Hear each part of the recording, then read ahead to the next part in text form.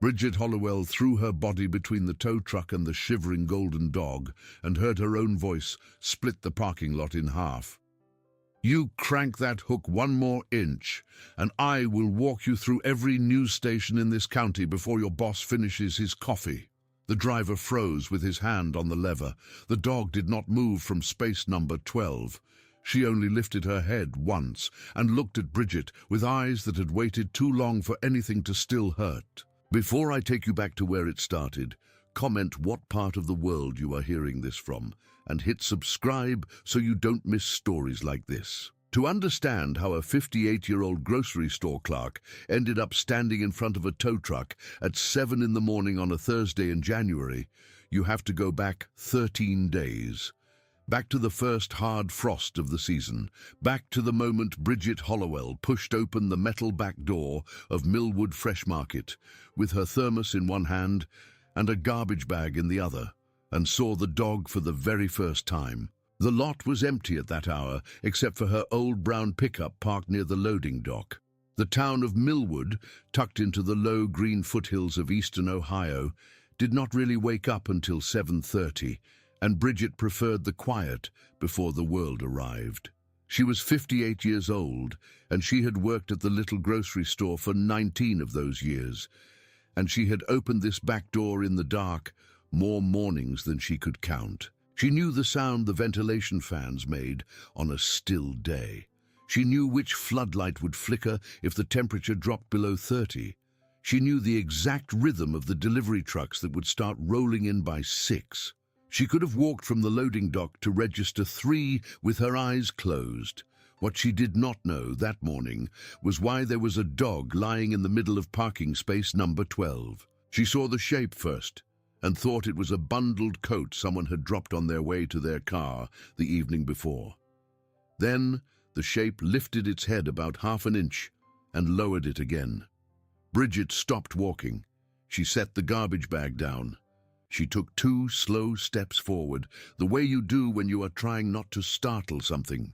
The dog was a golden mutt of some kind, with a coat that might have been beautiful once and now hung in matted clumps along her side.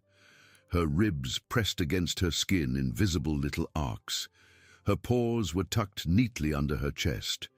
Her tail lay flat against the asphalt. She was long and lean, maybe 50 pounds of dog on a frame that should have been carrying 70, and she was staring at the front entrance of the store with a patience that seemed to belong to something much older than a dog. "Hey, sweetheart," Bridget said, and she crouched down at a distance she thought was polite. "You must be freezing out here." The dog did not turn her head. Bridget waited. She had a soft spot for animals that came from a childhood on a farm outside Cadiz, where every cat and stray had eventually become her personal problem. She reached slowly into her lunch bag and pulled out half of a turkey sandwich she had made the night before. She peeled off the top slice of bread, slid the turkey and cheese together in a small, tidy pile, and set it on the pavement just in front of the dog's nose. The dog did not eat. She did not even sniff.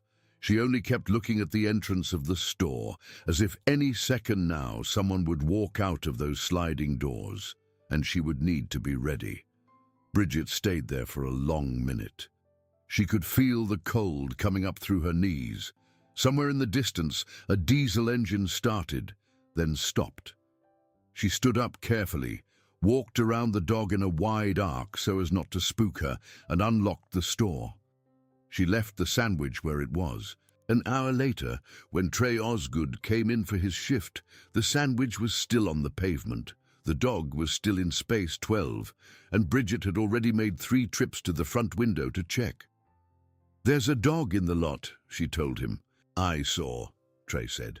He was 31 years old, tall, with a receding hairline he pretended not to notice, and a wife at home who was 8 months pregnant with their first child.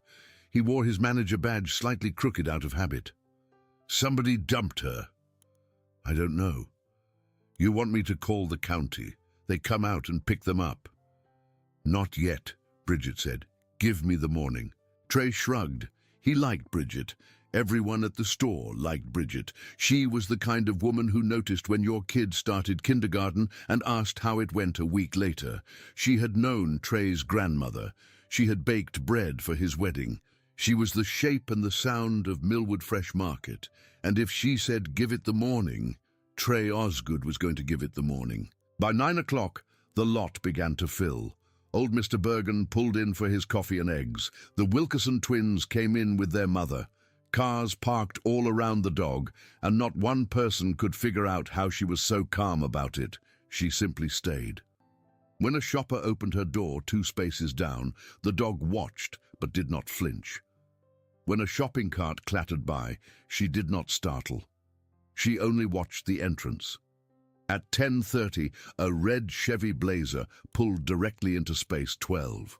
Bridget was at the front counter when she heard the honking start. She hurried outside. The driver, a woman she did not recognize, was leaning on her horn and shouting at the dog through the windshield. I'm sorry," Bridget called out, jogging over. "She's not mine, she just... Hang on." She crouched down next to the dog. "Come on, girl, let's move you." She took her by the loose skin above her shoulders. There was no collar, no tag, nothing, and gave a small, firm tug. The dog stood up on legs that trembled a little, walked 2 feet away, and lay back down on the painted white line to the left of Space 12, just next to it, watching. The woman parked, muttered something about strays, and went inside. Bridget stood there in the cold with her arms crossed, staring at the dog. Something about the way she had moved, the exact 2 feet, the way she had turned her whole body to keep her eyes on that space, did not feel like an animal looking for shelter. It felt like an animal who had been given an assignment and refused to abandon it. When the Blazer pulled out an hour later, the dog stood up, walked back into Space 12, and lay down in the exact center, her nose pointed toward the entrance. Bridget felt something small and cold move in her chest. She was fairly sure, driving home that night, that the dog would be gone by sunrise. Strays did not stay in one place. Strays wandered. She had left an old towel and the other half of her sandwich by the loading dock in case, but she had told herself out loud, sitting at a red light on Center Street, that this was probably the last she would see of the poor girl. Some dog somebody else was going to have to worry about. Not her. She was wrong. At 6:15 on the second morning, the dog was back in Space 12. Same posture, same eyes on the entrance, same fine tremor in her thin legs. Bridget stood there in her puffy jacket, with her thermos steaming into the cold air, and said out loud to no one, "What in the world are you doing, sweetheart?" By the 4th day, she was leaving food and water first thing when she arrived. The food, she noticed, was gone by the time she left in the afternoon, but never right away. The dog would only eat when the lot was empty. She would eat quickly, drink quickly, and then return to Space 12. By the 5th day, Trey had brought in an old folded quilt from his own house, a soft blue thing his wife had said they did not need anymore, and laid it down at the edge of the space. "So she at least has something between her and that asphalt," he said. By the 6th day, the quilt had been nosed off the space entirely and shoved neatly against the curb. Trey stared at it for a long time. "She's not supposed to be able to do that," he said. "Do what?" "Fold a blanket." Bridget laughed for the first time in a week. By the 7th day, everyone in the store was talking about her. Old Mr. Bergen, who came in every single morning for a small black coffee and a hard-boiled egg from the deli, took to feeding her a corner of his toast on his way out. He would crouch down as far as his bad knee would allow him, put the toast on the pavement, and say, in his low, gravelly voice, "You keep on waiting, honey. Whoever it is, they're worth it. You keep on waiting." The dog would not eat until he was inside his car and gone, but he did not stop bringing her toast. Nancy Wilkerson, who had never quite gotten over the loss of her own dog 3 years ago, brought a heating pad in a plastic bag. She left it by the loading dock with a note that said, "For our girl in the lot." Bridget stuck the note to the office bulletin board and put the heating pad in the storeroom, where it stayed dry, because the dog would not sit on anything that was not asphalt. A little boy of about 6 years old, whose mother could not keep him from staring, walked right up to the dog one afternoon and put a plush lion down 2 feet from her nose. He said, seriously, "This is my brave friend. He can guard you." Then he walked back to his mother, who mouthed, "I'm so sorry," at Bridget, who was laughing so hard she had to lean on a cart. The dog did not touch the lion, but she did not move it either. It stayed all afternoon, 2 feet from her nose, until the boy's mother came back that evening and, embarrassed, picked it up. Everyone was talking about her. Everyone was watching her. And nobody, not a single person in 3 counties, seemed to know who she belonged to. Warren Kessler, however, was not amused. Warren was the new district manager for the small chain that owned Millwood Fresh Market and 11 other stores across 3 counties. He was 44 years old, thin and sharp in his suit, and he had a habit of standing in the middle of a store with his arms crossed as if daring the merchandise to displease him. He had taken over 3 months ago after a corporate reshuffle, and he had made it clear that he did not intend to be sentimental about anything he inherited. On his last visit, he had told Bridget to stop giving the elderly regulars the 10% Wednesday discount she had been quietly extending to them for 6 years, because it was not operationally standardized. Bridget had smiled at him and said, "Yes, sir," and had gone on giving them the discount out of her own paycheck, which was the sort of thing Bridget did without telling anyone. He arrived on the 8th morning. He came in through the front, walked directly past the dog without appearing to see her, and headed for Trey's small office at the back. Trey had barely gotten his coffee open when Warren said, "There is an animal in Space 12. "Yes, sir, there is." "How long has it been there?" "About a week." "And?" Trey looked at him. "And what? And why is it still there?" "She's not hurting anything, Mr. Kessler. She's actually kind of become a fixture. People check on her when they come in. A couple of the regulars have been bringing food." "That's exactly the problem," Warren said. He was not raising his voice. He never raised his voice. His voice was a flat, clipped thing that arrived like a paper cut. "This is a food service establishment. We cannot have a dirty, stray animal on the premises. It is a health issue. It is a liability issue. Call animal control today." "Sir, if I might, a lot of the customers really—" "I do not care if the customers braid its hair, Osgood. Get rid of it by the end of the week." He left. He did not look at the dog when he walked past her on his way out, but he saw her. Trey noticed. He noticed the small, quick way Warren Kessler's eyes flicked to Space 12 and then slid off, the way a person's eyes will slide off of something they cannot bear to look at directly. Trey went out to the sales floor, found Bridget stocking apples, and told her quietly what had happened. "By the end of the week," he said. "That is Friday." "That's 4 days," Bridget said. "I know." She did not say anything for a long moment. Then she pulled her phone out of the pocket of her apron, walked to the front window, and took a photograph of the dog through the glass. It was a good photograph. The morning light was thin and gold. The dog's head was up, and her eyes, which were the color of a river bottom, were fixed on the entrance the way a mother's eyes might be fixed on a door her child had gone out of and not come back through. Bridget uploaded it to the Millwood Community Board page on Facebook, which was where everyone in town posted about lost cats and school bake sales and the occasional bear sighting.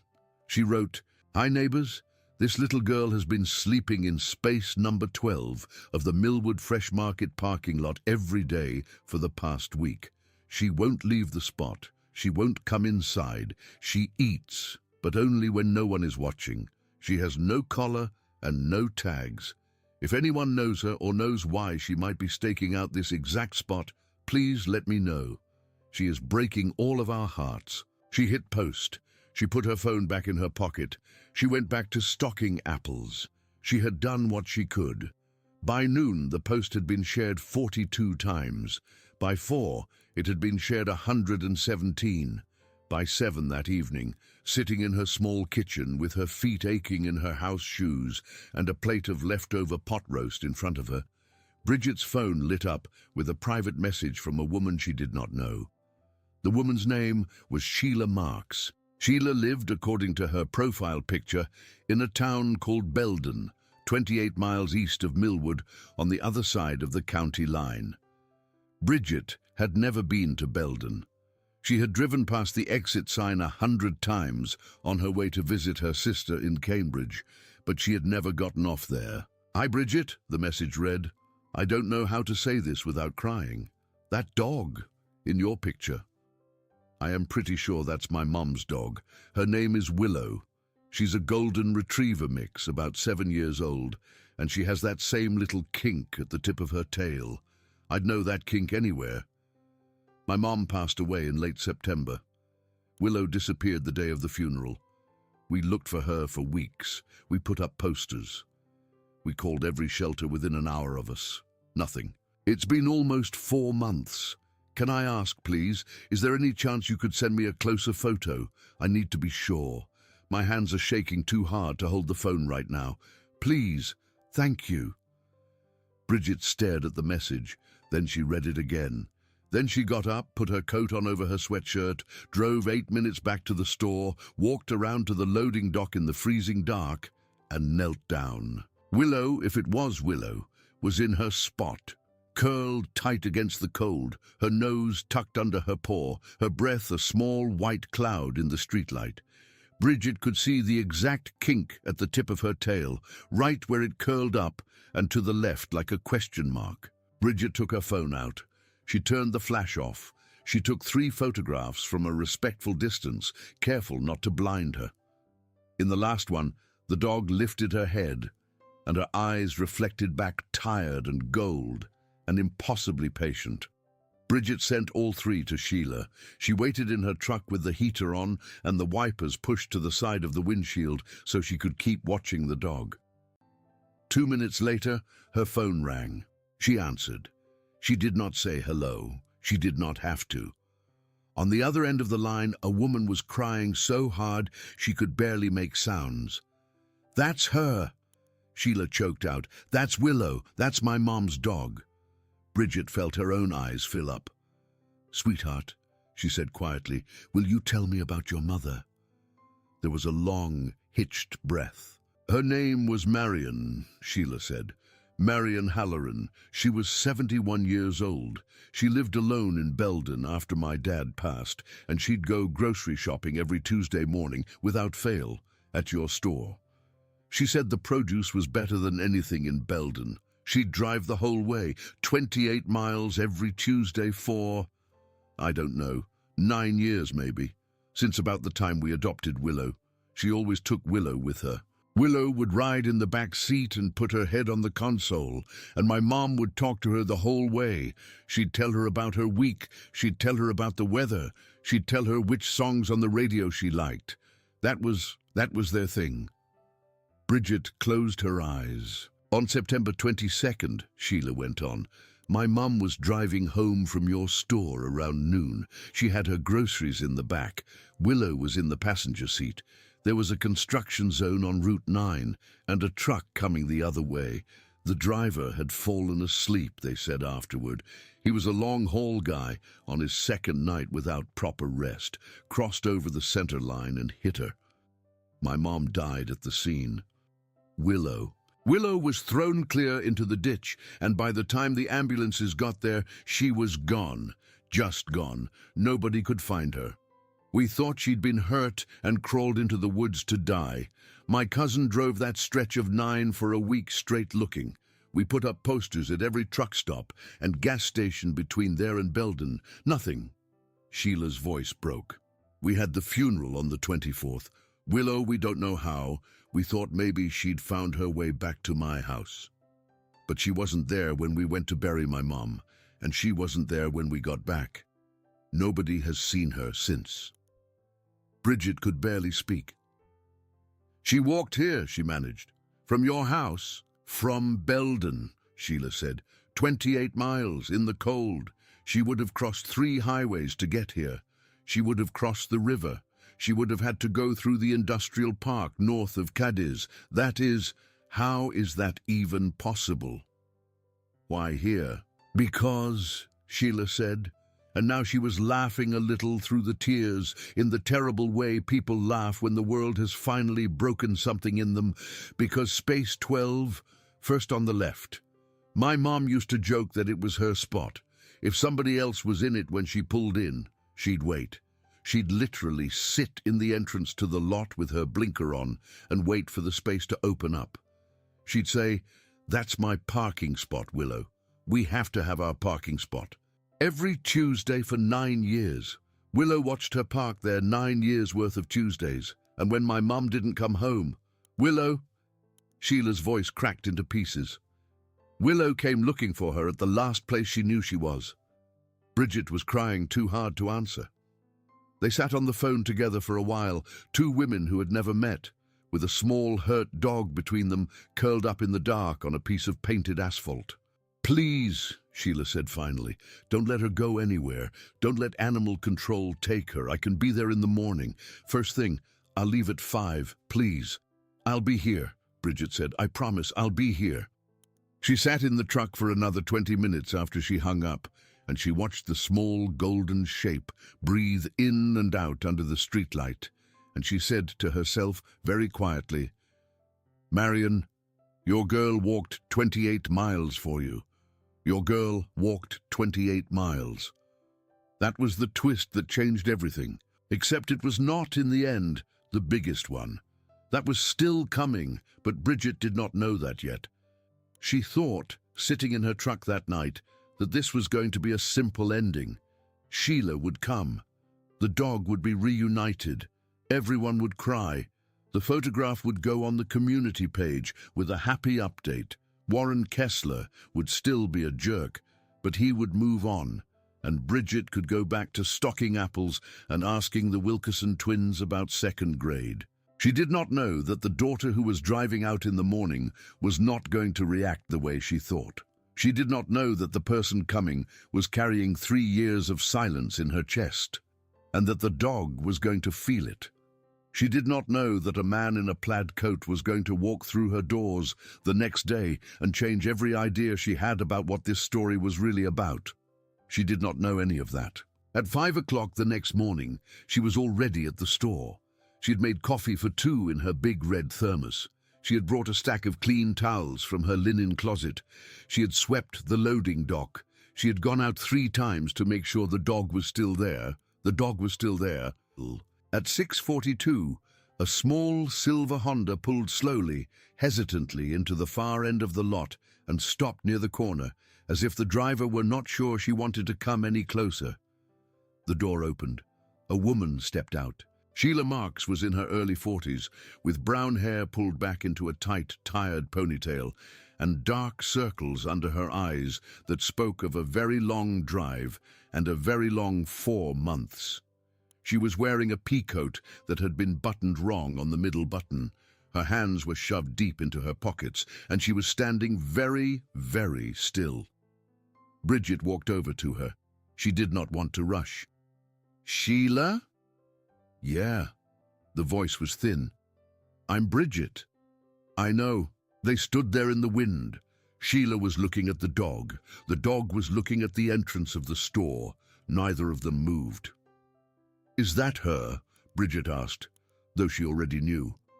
"That's Willow," Sheila said, in a voice that was so small and so flat that Bridget realized all at once that something was very wrong.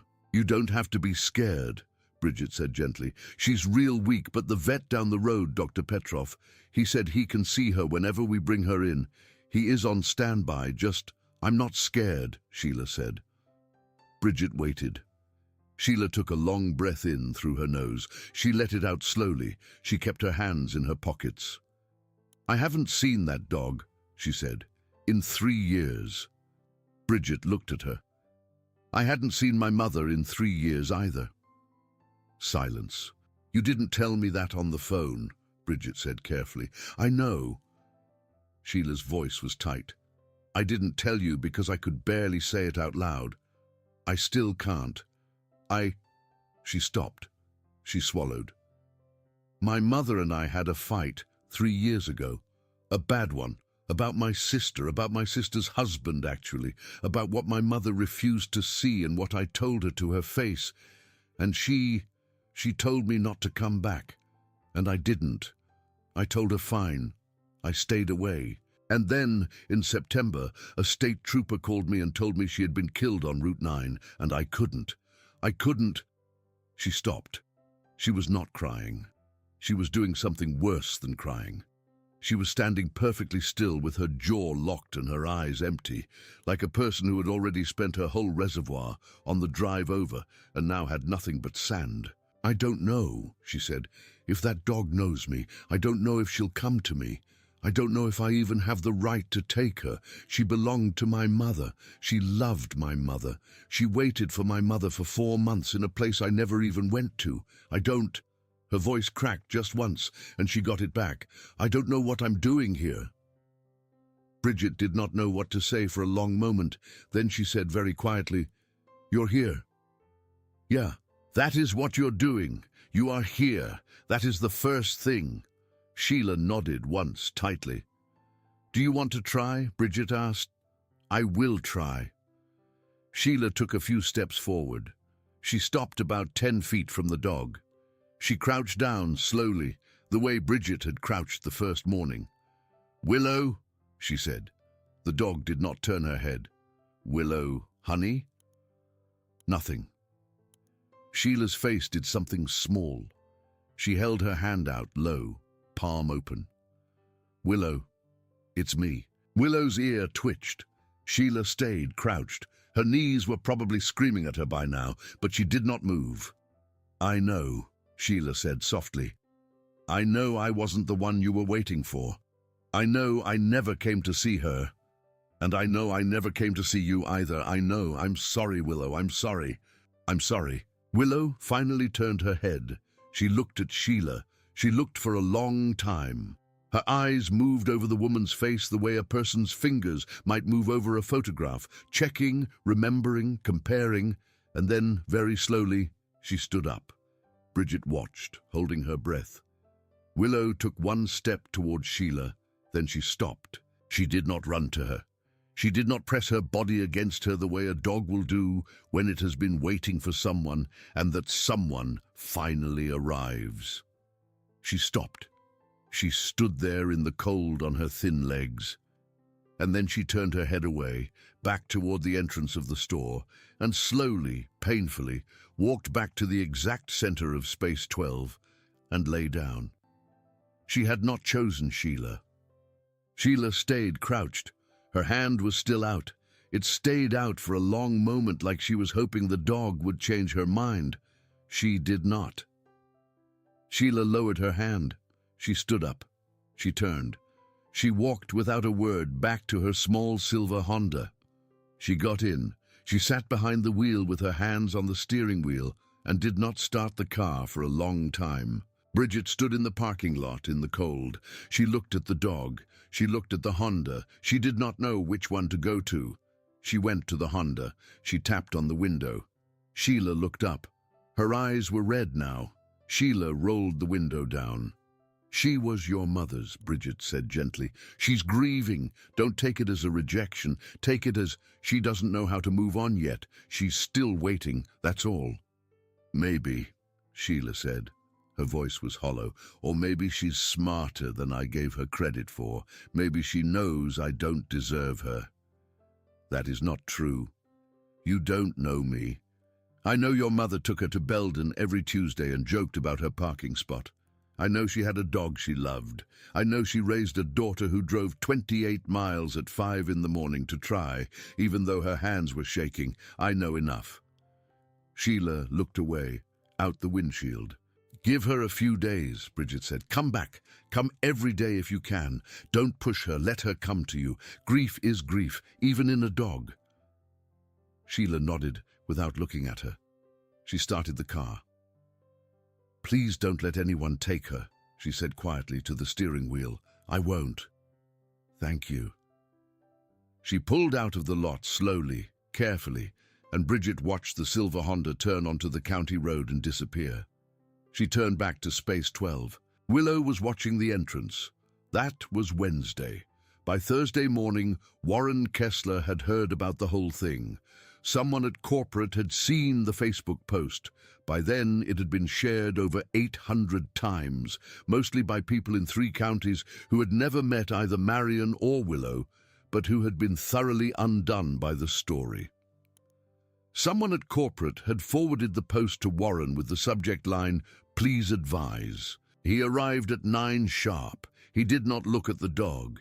He walked straight to Trey's office. He shut the door. Trey came out 15 minutes later, white in the face.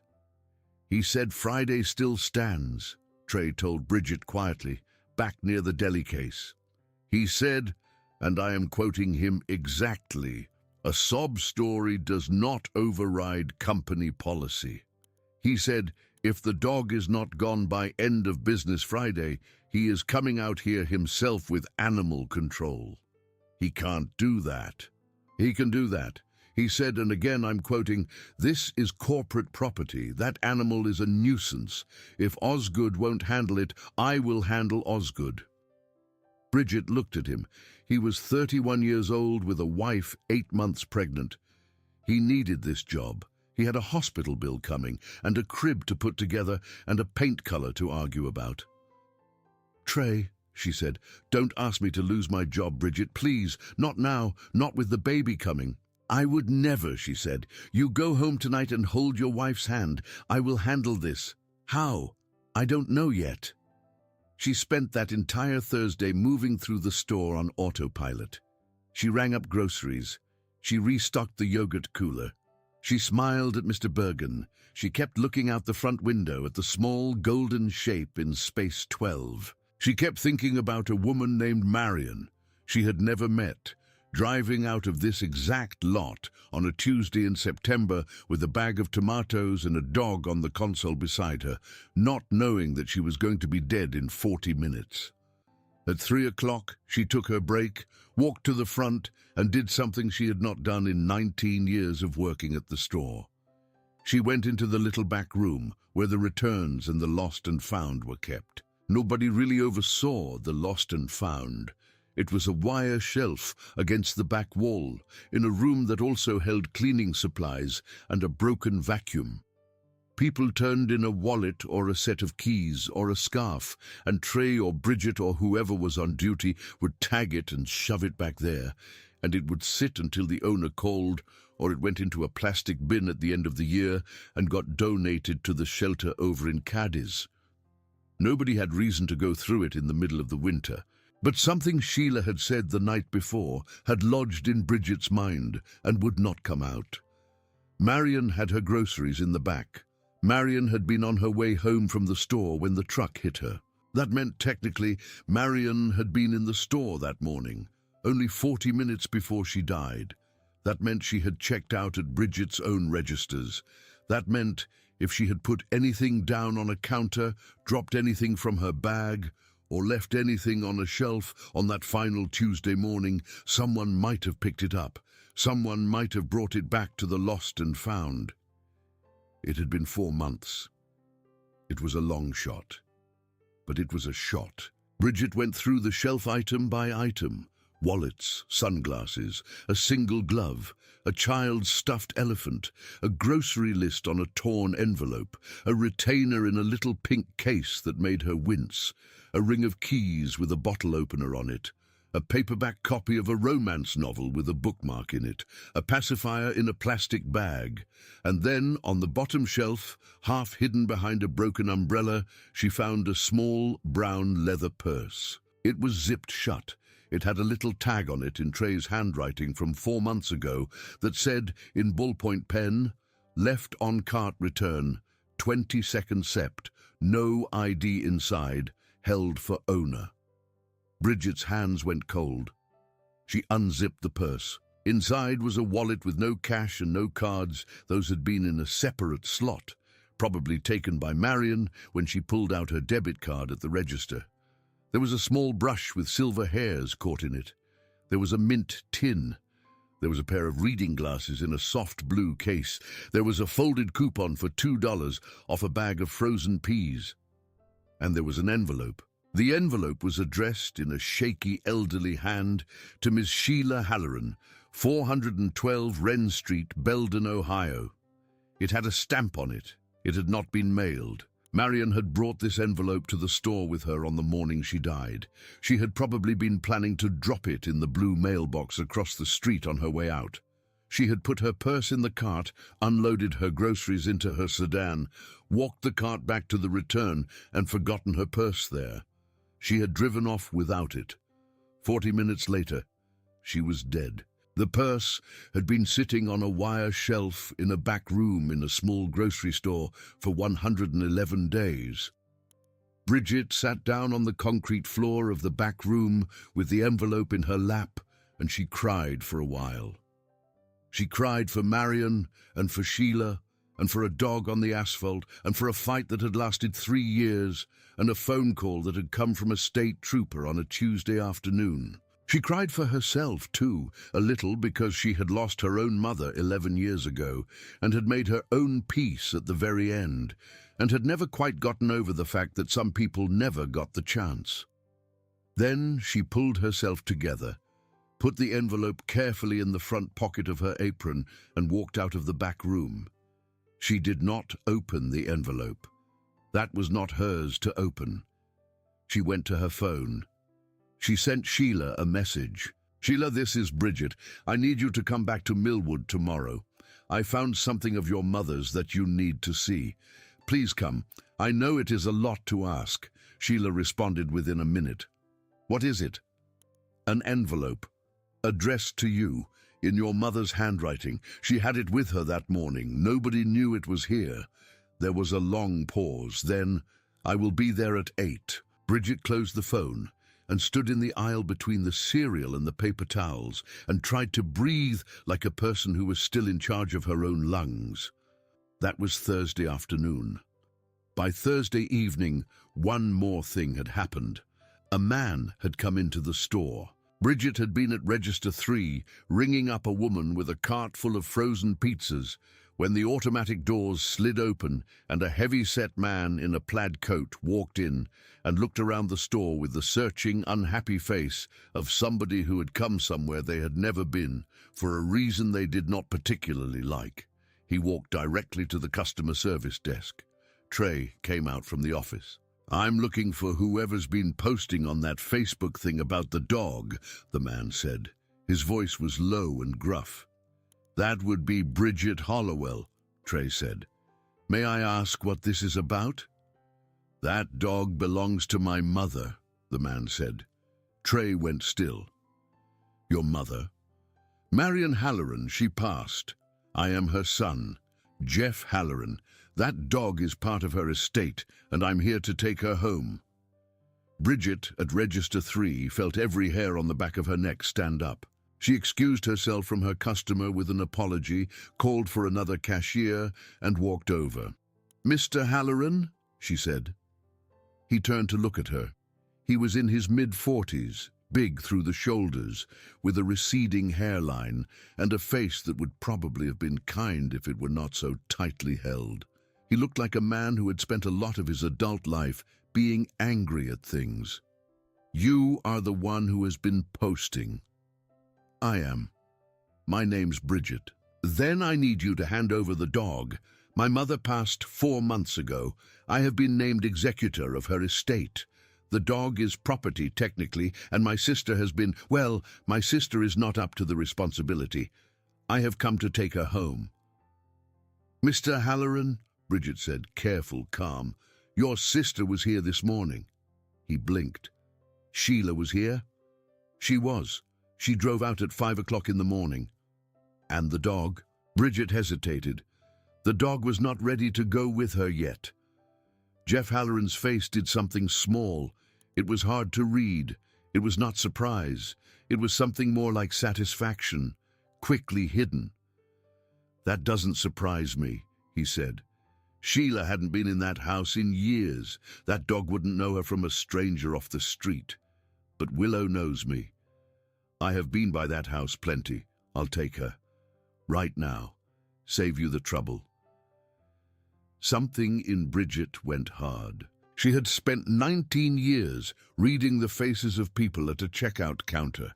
She could tell you which husband was about to be told his card had been declined and would take it out on his wife. She could tell you which mother was pretending, badly, that she was fine. She could tell you which sweet old grandfather was hiding a bottle in his coat and was afraid you would notice. And she could tell you, from 10 feet away, that Jeff Halloran was lying about something. "Mr. Halloran," she said, "with respect, I do not know you.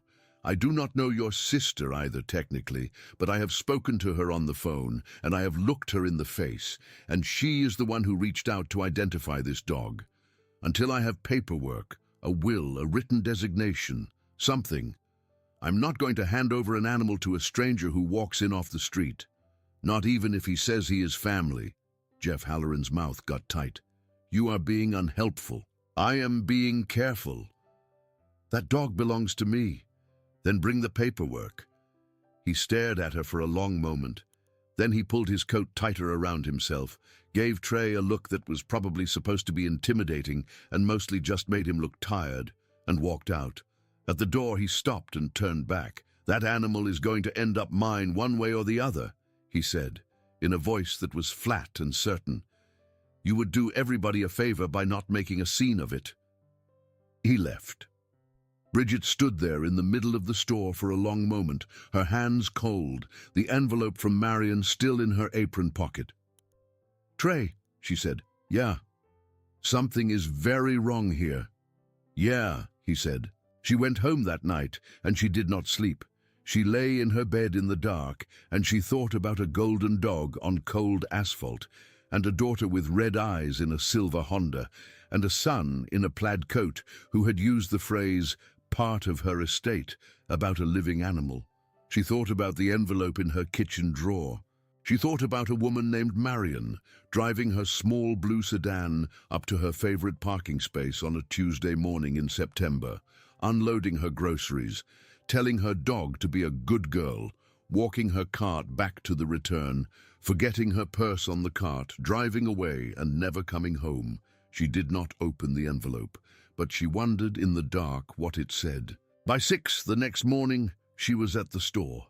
Sheila's silver Honda pulled into the far end of the lot at 7:50. This time, Sheila got out faster. She looked like she had not slept either. Bridget walked to meet her, the envelope in her hand. "I found this in the lost and found," she said quietly.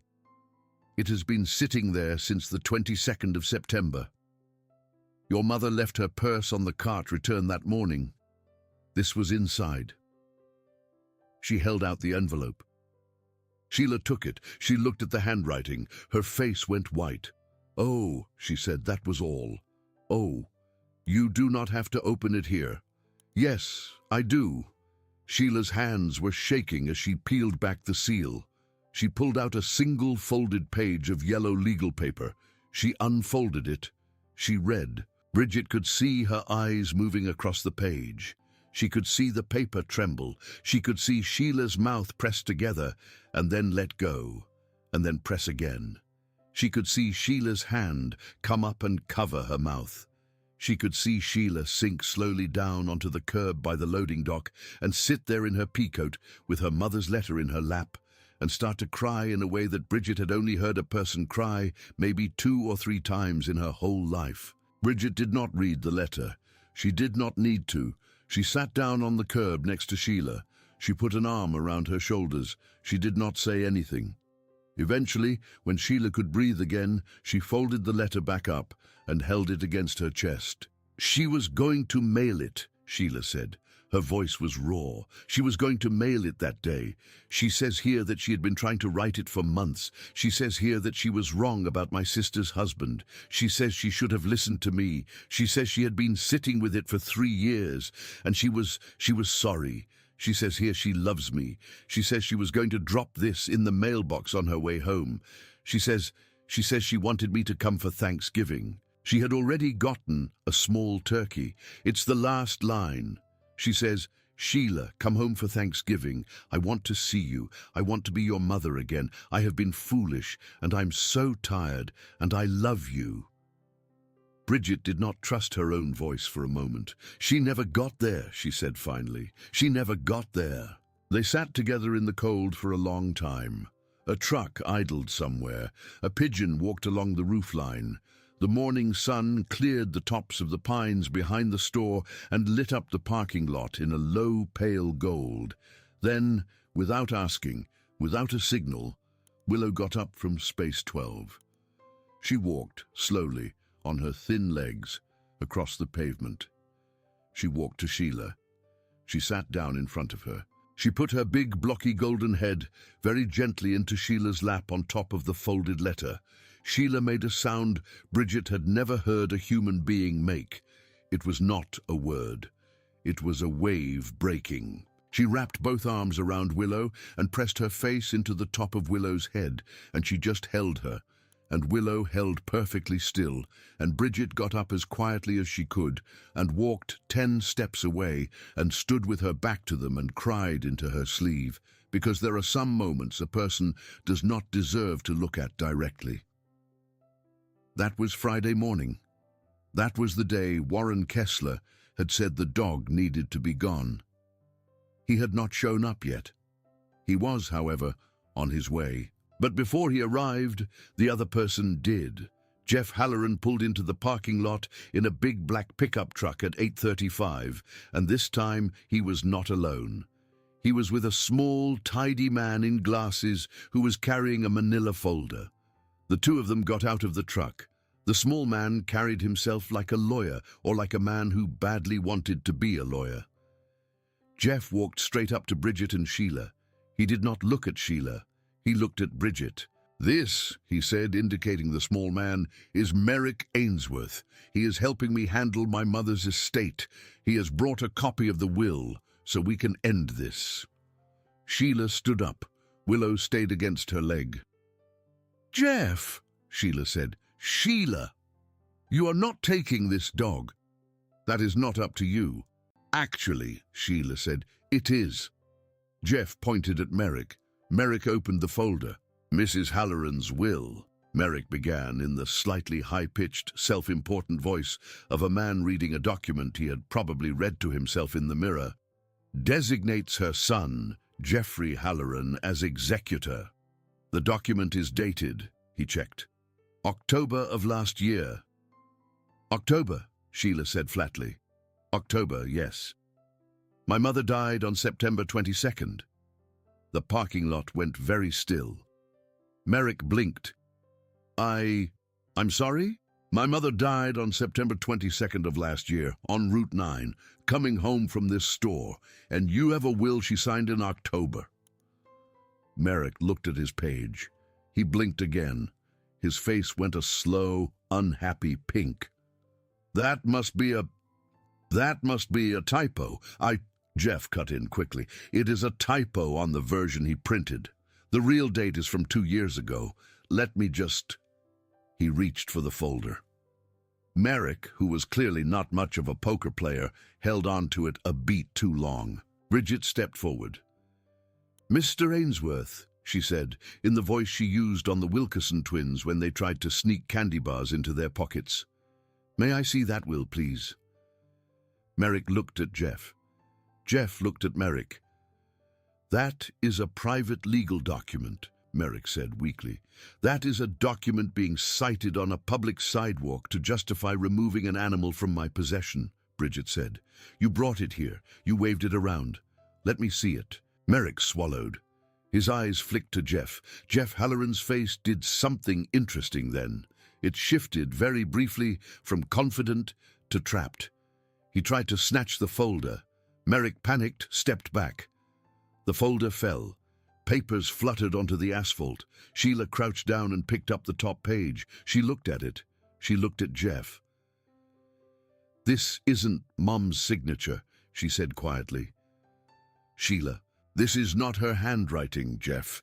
Her voice was rising now, and it had a hard edge to it that had not been there before. the edge of a woman who had cried out her softness on a curb an hour ago and had nothing tender left to spend. Mom's signature had a loop on the H. This does not have a loop on the H. This is a piece of paper you had somebody make. Jeff's face went white. Sheila, keep your voice down. Was there ever a will? Of course there was a... Was there ever a real will, Jeff? He did not answer. You forged this. I did not forge. You forged this, Sheila said again, because Mom hadn't updated her will after the fight. Because her old one from Dad's death split everything between the two of us equally. And you thought I would give up my half if I never showed up. You thought I would just... because I hadn't spoken to her, because I was too ashamed to come to the funeral. Her voice broke on funeral. Jeff, she whispered, you used her death. Jeff Halloran did not say anything. Merrick was picking up his papers off the pavement with the desperate, shaky urgency of a man who had just realized he was standing next to a felony. Bridget said very quietly, I think you should leave. Jeff opened his mouth. Leave, Bridget said, or I call the sheriff. Right now. Jeff Halloran stood there for a long moment, looking at his sister, looking at the dog, looking at the letter Sheila still held pressed to her chest. Then he turned around, without a word, and walked back to his black pickup truck. Merrick scurried after him, arms full of papers. The truck peeled out of the lot with a small, angry chirp of the tires, and was gone. Sheila sank back down onto the curb. Willow crawled halfway into her lap. Bridget sat down on the other side. I'm sorry, Sheila kept saying. I'm so sorry. For what, honey? For him. For that. For letting it get so. That is not your sorry to carry. They sat there for a while. Bridget looked at her watch. It was 8:53. Warren Kessler was, according to Trey, due to arrive at 9, with animal control. She had 7 minutes. She stood up. Sheila, she said, I have to ask you to do something. Anything. I need you to take Willow right now and put her in your car. I need you to drive her to Dr. Petrov, 3 miles down the road on Route 12. Trey called ahead. He's expecting her. He will examine her, feed her, and keep her overnight if you want. I need you to be gone before 9 o'clock. Why? Because a man from my company is coming to have her removed by force, and I would rather not be having that conversation with him while she is here. Sheila stood up. She looked at Willow. Come on, sweet girl, she said. Willow did not hesitate this time. She walked with Sheila to the silver Honda. She let Sheila lift her, gently, gently into the passenger seat. Sheila closed the door. She turned to Bridget. What are you going to do? I am going to stand in my own parking lot, Bridget said, and I am going to tell my boss that the situation is resolved and there is no dog to remove. Because there is not. Not by then. Sheila hugged her, hard. It was the kind of hug that you feel in your ribs. Thank you.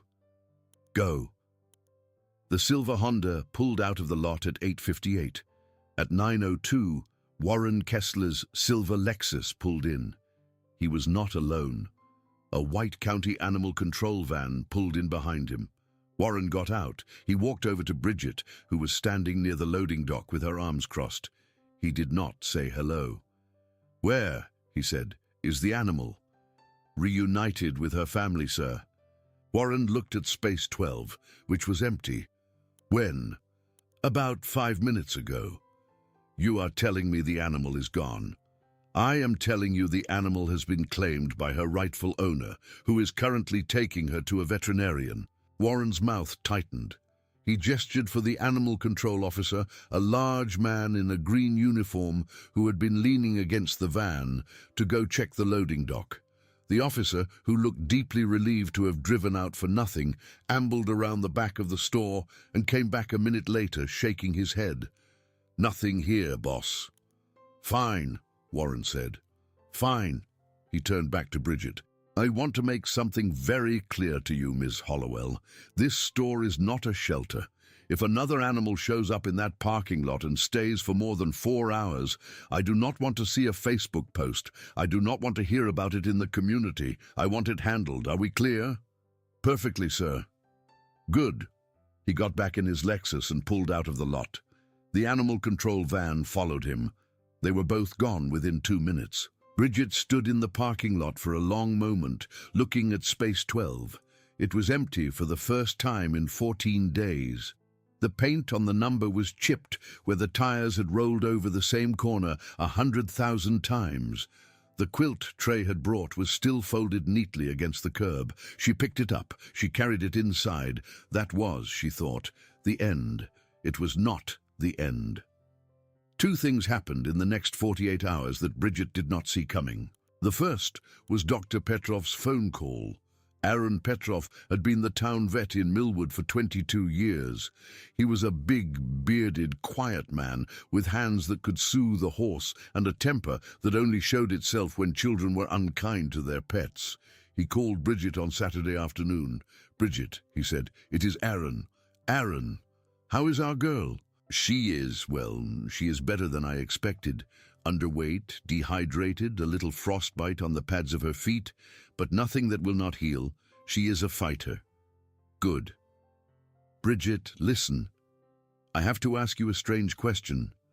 When you found the dog in the parking lot, you mentioned that she had walked 28 miles from Belden. That is what Sheila said. How would you feel if I told you that isn't quite possible?" Bridget went still. "What do you mean?" "I mean, this dog has been through it, yes. She is thin. She is tired, but she does not have the pad wear you would see on an animal that had recently walked 28 miles across cold country in winter. The frostbite is fresh, from sitting on cold asphalt, not from marching. Her nails are worn but not shredded. Her coat is matted, but the mats are old, like she was living rough for a while, but not moving much." "Bridget, in my professional opinion, this dog did not walk 28 miles in the last few weeks. This dog has been living somewhere reasonably sheltered for most of the last 4 months. And then recently, something moved her. Or she got out of wherever she was and went the last leg on her own." Bridget sat down on her kitchen stool. "Aaron, are you telling me somebody had this dog?" "I am telling you," Aaron said slowly, "that the way she reacted when Sheila walked in this morning to visit her, that dog did not react to Sheila the way an animal reacts to a stranger. She reacted the way a dog reacts to a person she has met before, but does not entirely trust. And she reacted to me the same way, which is fine, but I would expect a dog that had been feral for 4 months to react to me with a lot more nervousness. She has been around people. And I would put money down that whoever had her was not letting her out to run 28 miles for kicks. She got away. She got here on her own for the last little bit, but only the last little bit. Someone had her." Bridget's hand tightened around the phone. "Jeff," she said. "Who?" "Jeff Halloran, Sheila's brother. He came into the store yesterday and said the dog was his. He tried to take her. He had a forged will." The line went quiet for a moment.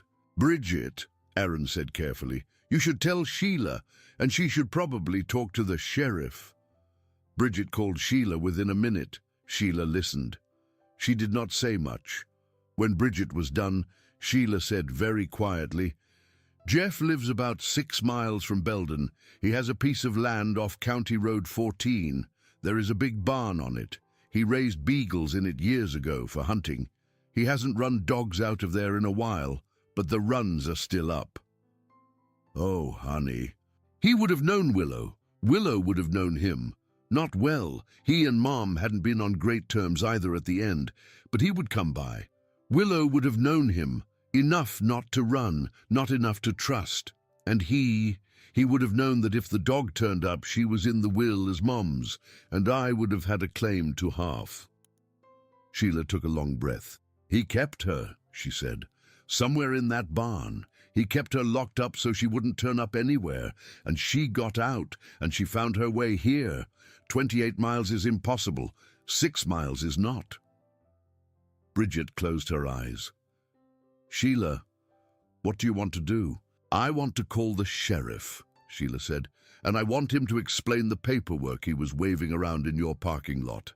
And I want him to explain why my mother's dog has been living in his barn for 4 months, while he sat in my sister's living room after the funeral and told her he had no idea where she was. And I want him to explain why he watched me put up posters and never said a word. Bridget did not envy the sheriff's Saturday afternoon. The sheriff, a soft-spoken man named Doug Kettner, who had known Marion Halloran and had personally spoken at her graveside service, drove out to Jeff's property that same evening. What he found there was worse, in a slow, dull way, than what Sheila had imagined. In a back stall of the barn, in a wire-fenced kennel with a concrete floor, there was a food dish and a water bowl and a torn-up dog bed and a rope leash coiled on a nail on the wall. The stall smelled of long habitation.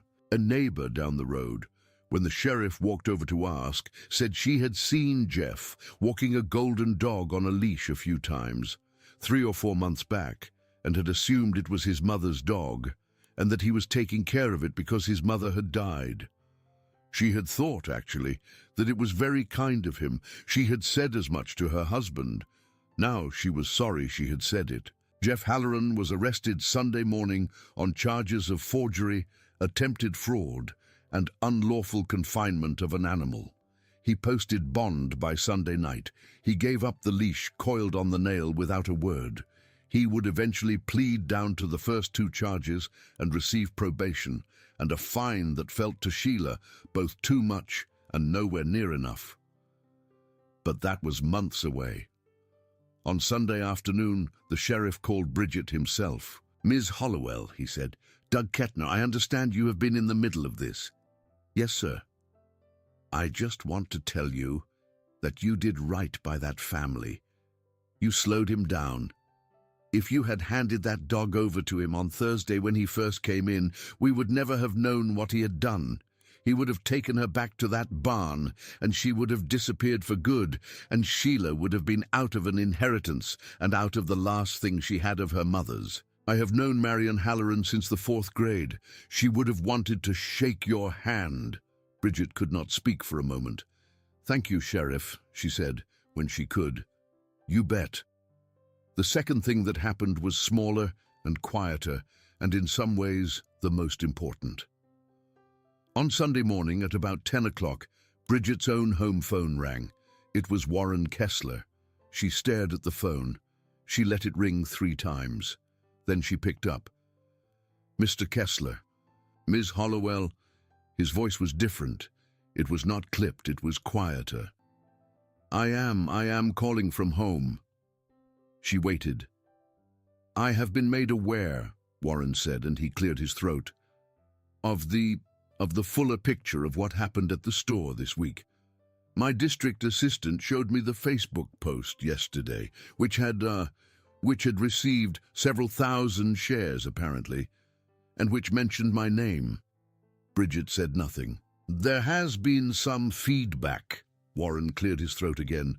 "Corporate has asked me to speak with you personally." "About what, sir?" Warren paused. When he spoke again, his voice was so different that Bridget almost did not recognize it. "Ms. Hollowell, I want to apologize." Bridget nearly dropped the phone. "Bridget, Warren stopped. He started again. "I lost my daughter 3 years ago. She was 17. Her name was Emma. It was a car accident. She was leaving a friend's house after a study session, and she died before the ambulance arrived. And I have not been able to look at anything grieving since. Not people, not animals, not stories about people driving home from grocery stores and not making it. I hear about a dog waiting for a woman who never came back, and I cannot process it. I do not know what to do with it. It made me angry, in a way that had nothing to do with your store. And I took it out on you, and I took it out on Osgood, and I took it out on that dog. And I am sorry." Bridget did not know what to say. She sat down on her kitchen stool. "Mr. Kessler," she said softly, "I am not asking for anything. Corporate said I should reach out, and I would have anyway, when I saw the post. I I am sorry about your daughter, sir. Thank you. There was a long pause. About the space, Warren said, and his voice got a little bit of its familiar clipped quality back, but with something else underneath it. Space number 12. If there was some kind of small marker, a sign, something the store put up, I would not object. In fact, I would authorize it, officially, from district. Take it out of my personal expense line. Do not charge the store. Thank you, sir. I do not want to make more of this than it deserves. You're not. Fine. Take care of it. He hung up.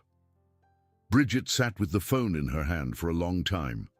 She thought about a girl named Emma she was never going to meet. She thought about her boss, who had been a hard, mean, clipped man to her for 3 months, sitting in his kitchen somewhere, calling a cashier at 9 in the morning on a Sunday to say sorry about a dog because he could not say sorry about his daughter. She thought about how everyone was carrying something, and about how sometimes what people were carrying leaked out the sides in the shape of cruelty, and about how the only real remedy was patience with each other.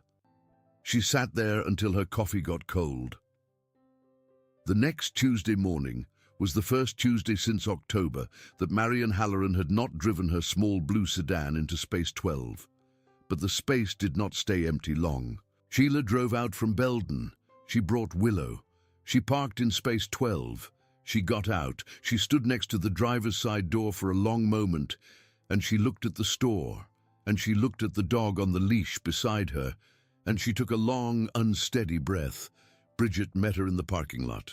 They walked together to the space, and Bridget held up a small wooden sign she had made in her kitchen the night before. She had painted it herself, in soft black letters on a sanded pine board, in a script that had taken her 3 tries to get right. Reserved for Marion, and for the dog who never stopped waiting. Trey came out with a small stepladder and drilled the sign into the concrete post between Space 12 and the sidewalk. Mr. Bergen was there, and the Wilkerson twins with their mother, and a few of the regulars who had heard about the whole thing on the community page. Nancy Wilkerson had brought a small bouquet of yellow chrysanthemums, which she set at the base of the post. The little boy who had brought the stuffed lion was there, holding his mother's hand, and he stared at Willow with the entire seriousness of a 6-year-old, and then said very carefully, "Hi." Willow, who was on Sheila's leash, walked slowly over to him and put her nose against his mitten, and the little boy laughed a laugh that made 3 of the grown-ups turn away to compose themselves. Aaron Petrov was there. He had brought Willow's new rabies tag. It had Sheila's name and phone number on it. It jingled faintly against her collar. Warren Kessler was not there, but he had sent, the day before, a card with a check for $200 made out to the Belden Animal Shelter in Marion Halloran's name. On the card, in a stiff, careful hand, he had written, "For Marion, and for anyone still waiting, Warren." Jeff Halloran was, as of that morning, no longer welcome at the Millwood Fresh Market or at either of his sister's homes. Sheila had a sister after all, it turned out, the sister she and her mother had fought about 3 years ago. Her name was Karen. Karen had left the difficult husband almost a year before Marion died, quietly, without telling anyone in the family, because she had been ashamed. She had been living in a small apartment in Steubenville. She had come to the funeral. She had gone home. She had assumed that Sheila would not want to see her, and Sheila had assumed that Karen would not want to see her, and they had both been wrong, and they had spent 4 months of grief in separate silences that they did not need to be in. That was another thing that would come out of Marion's letter eventually, not that morning, later. Karen would drive down for Willow's memorial ceremony a year later. She and Sheila would cry in each other's arms for a long time by a small wooden sign in a small parking lot in a small Ohio town. But that was a whole year away, and it is not the story of the dog in Space 12, not directly.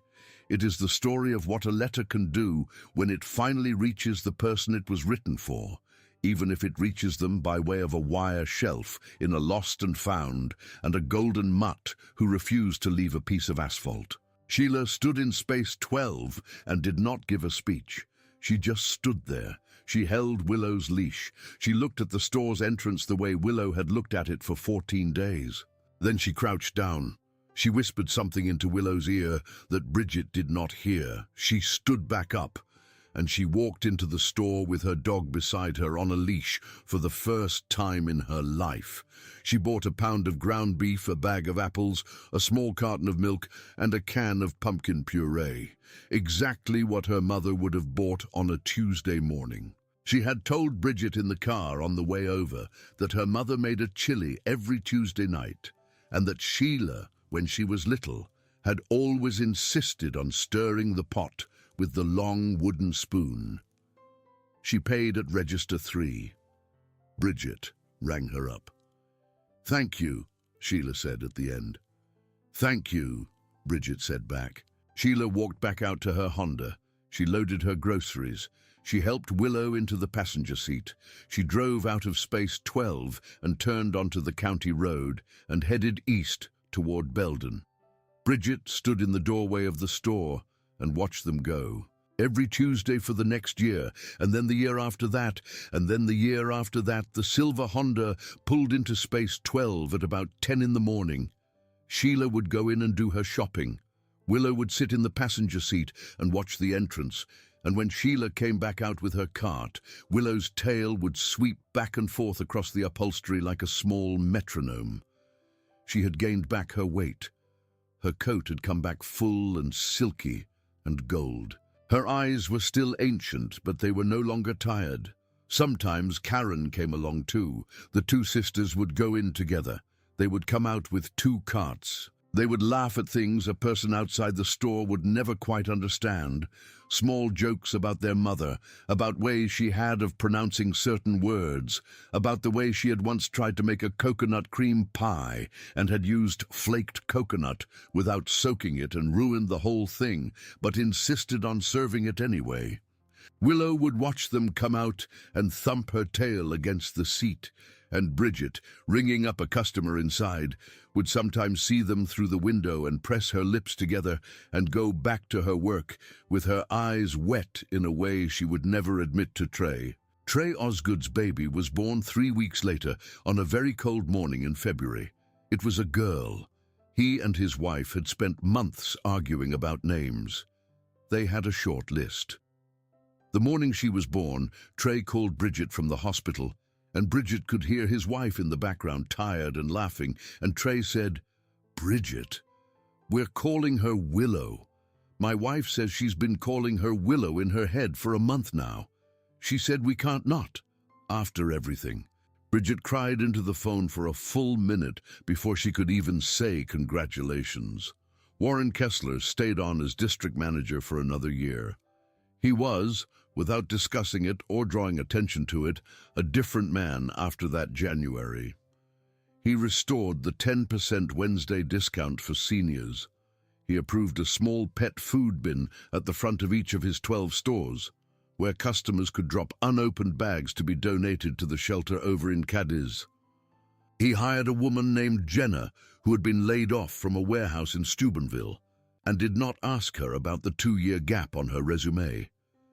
He kept a photograph on his desk that he never explained to anyone at the office. It was of a girl of about 16, in a blue graduation dress, laughing at something outside the frame. Every year on the 14th of March, he took the day off. He drove out to a cemetery in Toledo. He came back the next day without saying anything. Nobody at corporate asked. Bridget, when she saw him at the Millwood store on his monthly visits, would ask him how his week was going, the way she asked every customer, and he would answer honestly, which was more than he used to do. Once, he brought her a Christmas card. It was signed Warren and Sarah, Sarah being his wife, whose existence Bridget had not known about until then. The store changed hands twice over the following years. First, a small regional grocery chain bought Millwood Fresh Market from the company Warren worked for. Then, a few years after that, the whole building was sold to a woman named June Halstead. who turned the front half into a locally owned bakery and the back half into a small cafe. June was in her mid-40s, from Zanesville originally, and she had a big, soft-eyed hound at home whose name was Otis. When the real estate agent walked her through the building, she paused in the parking lot and looked at the small wooden sign on the concrete post and asked, quietly, what it was for. The real estate agent, who had lived in Millwood her whole life, told her the entire story from the beginning. June listened without saying anything. When the agent was done, June said, "The sign stays." "It is." The agent said that would not be a problem, that the sign had been there for years and nobody would have dreamed of moving it. And June nodded and went inside and signed the paperwork and never mentioned the sign again. But when she did the exterior renovation, she paid the sign painter she hired to sand down the old wood carefully, restain it, and repaint the black letters in the same script Bridget had used. She hung it back up herself. Bridget still works at the bakery 3 days a week. She is in her mid-60s now. She could have retired years ago. She has not, because she cannot seem to leave the building. On Tuesday mornings, when the silver Honda used to pull in, she would step out of the front door and wave. She still does sometimes out of habit, even though the silver Honda has not pulled in for a couple of years. Willow died on a warm Tuesday morning in June, in her sleep, in a patch of sunlight on the kitchen floor of Sheila's house in Belden. She was 13 years old. She had, according to Dr. Petrov, no particular disease. She had simply used herself up. Sheila had known it was coming for a few weeks. She had spent every evening on the floor beside her, reading aloud from a book of poems Marion had loved. On the last morning, Willow had wagged her tail once when Sheila came into the kitchen and had put her head down and had gone. Sheila buried her in the backyard under a young oak tree, with Marion's blue sedan key placed gently in the box. She did not go to work that day, or the day after. On the third day, she got up, made coffee, put on her peacoat and drove 28 miles to Millwood, and she walked into the bakery, and she and Bridget sat at a small table by the window and did not say anything for a while. Then Bridget slid a warm slice of blueberry loaf across the table, and Sheila took a bite, and they talked about Marion for 2 hours, the way you can only talk about someone who is long gone and who lives forever inside your ribs. The sign is still there today. If you ever pass through Millwood, Ohio, in the low green foothills, and you pull into the little lot behind what used to be Millwood Fresh Market and is now the Millwood Baker and Cafe, you can see it. First space on the left. Small wooden board. Faded now, but readable, reserved for Marion, and for the dog who never stopped waiting. There are days when Bridget stands out there on her cigarette break. She does not smoke. She just needs an excuse to stand outside. And she looks at Space 12, and she thinks about a woman she never met driving up in her small blue sedan and unloading her groceries and forgetting her purse. She thinks about a dog on cold asphalt watching a door. She thinks about a letter written in a shaky elderly hand on yellow legal paper saying, "Come home for Thanksgiving." She thinks about a sister named Karen, who almost missed her whole life over an argument about a husband, and about a brother named Jeff, who could not find a way through his own smallness. She thinks about a district manager who could not look at grief, and a girl named Emma he could not talk about. She thinks about all the ways that people who are supposed to be so much smarter than the animals fail each other every single day, and about the one way the animals almost never do. Love, Bridget told a young reporter who came out to interview her about the whole thing. When the story reached a local paper a few years after the fact, love, she said, is not always a thing that knows the calendar. Sometimes it is not clever, and sometimes it is not proud, and sometimes it does not have the words for itself. Sometimes it just shows up in the same quiet spot day after day, and it lies down, and it waits, and it is patient in a way that we who are supposed to be so much smarter than the animals almost never are. And if we are lucky, Once in a while, we get to be the person the waiting was for. If this story moved you the way it moved everyone in Millwood, do the small thing that keeps stories like this reaching people who need them. Like this video. Leave a comment for Willow, and for Marion, for Bridget, and for Sheila, and for Karen, and for the person you love who might be waiting for you in some quiet spot of their own to come back. And if you have not already, subscribe to the channel, because there are more stories like this one on the way, and I would hate for you to miss a single one.